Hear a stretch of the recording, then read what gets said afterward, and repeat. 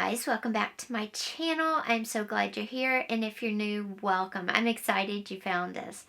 Today we are talking about how to pick journal covers as a beginner. So let's get started. When I first started doing journals, I watched Miss ABC and Miss XYZ, and they had amazing journals. But their covers were using, old books or cereal boxes, that sort of thing. And I was like, okay, I'll go try this. And it didn't end well at all because I was a beginner. So I went back and searched their earlier videos and more videos to find out, what do you do? And a lot of people in the beginning were using envelopes. And I thought, okay, that's more my speed. It's easier to manipulate and everything. And I also added in a file folder, because the one thing I liked about the file folder that all the envelopes didn't have is it was a little sturdier. It gave me a little more structure, and I like for my journals to have a little structure because I'm rough on journals. So I decided to try it with a file folder, and it worked out great. So I use file folders a lot now, but I think they're especially good for beginners for a couple of reasons. One, you can seal the whole file folder so it doesn't open, and fold it in half, and all you have to do is cut that little tab off, and there's your cover. It's a great size for a journal. It has good hand feel, so it made perfect sense. But I also like the fact that if I wanted to leave this little open spot at the top, once I cut the tab off, leave that open, I would have like a little pocket on the front of my journal, and I could stick a tag or something that I saw all these more experienced journalers doing. But it was way easier and way simpler. So this is how I decided to use a file folder. But the envelopes make great beginner journal covers as well. They're easy to manipulate. All you do is you will fold your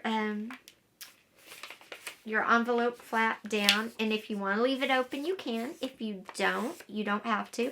I would simply seal mine shut so it didn't open, and then you fold it in half. And if you do a 6x9, you end up with like a 3x4.5 little journal, which is great. It's a good size to work with. Or if I used a 9x12, when I fold it in half, I would have a 4.5x6, which is also a nice size. And these were easy to do. It was easy to attach the signatures. So these are great options for beginners as well. But like I said, my favorite was the file folder. I don't know how many of you do this, but first I decide on what my journal topic is. Then I pick what my cover is going to be, because my cover actually dictates the size of my pages. For me as a beginner, that was just the easiest way to do it, and I still do it that way now, because I found fitting my pages to the cover was a lot easier than fitting the cover to pages I'd already put together. I don't know. That's just me.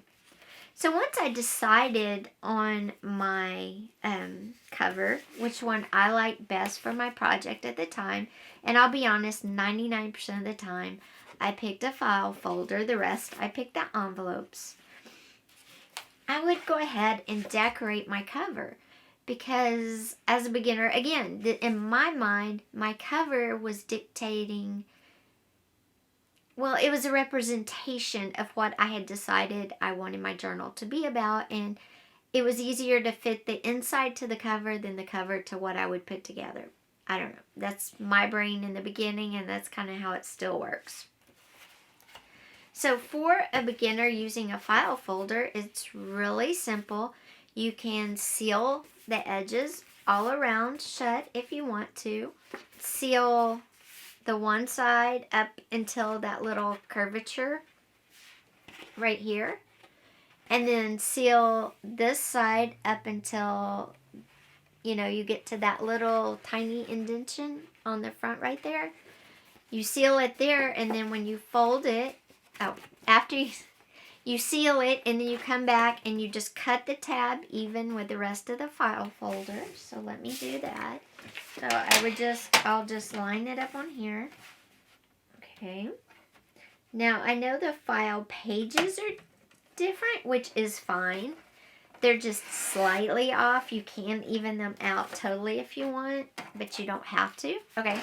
So I cut it to where that big, there's not a big tab. After I cut the tab off, what I'm going to do is I'm going to take my scissors and see that indentation right there. I'm going to cut it to match in the back. So I'm going to get my scissors.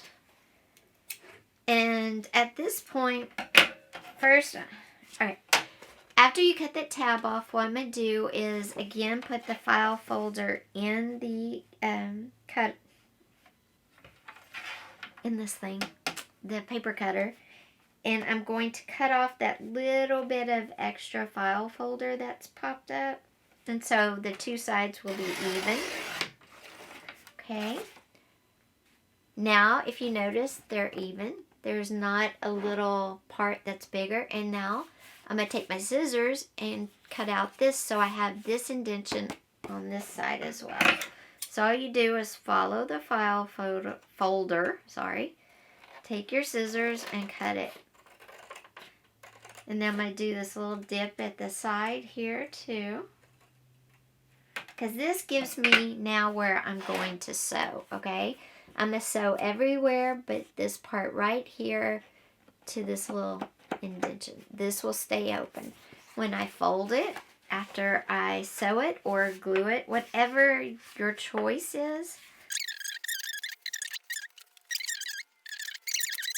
the sturdiness of the file folder versus the envelope, but that was just me. Okay, let me get this out of the way. Okay, so here I have it all ready to go. I just need to seal it so it doesn't open anymore. And you can use glue, you can use double-sided tape, or you can sew it. It's totally up to you. Whatever is easier, whatever look you're going for. Okay. So seal it however you want to. And I am going to go over to the sewing machine. Am I? No. I'm going to glue it shut real quick.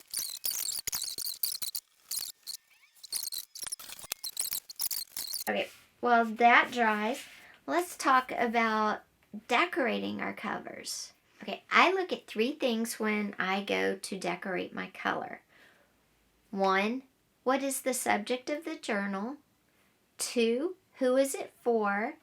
How's it going to be used? And 3, what do you like? What do you like to use to, decorate and cover things with, I guess, if that makes sense. So 1 was the subject of the journal. That definitely plays a part in how it's going to look on the outside.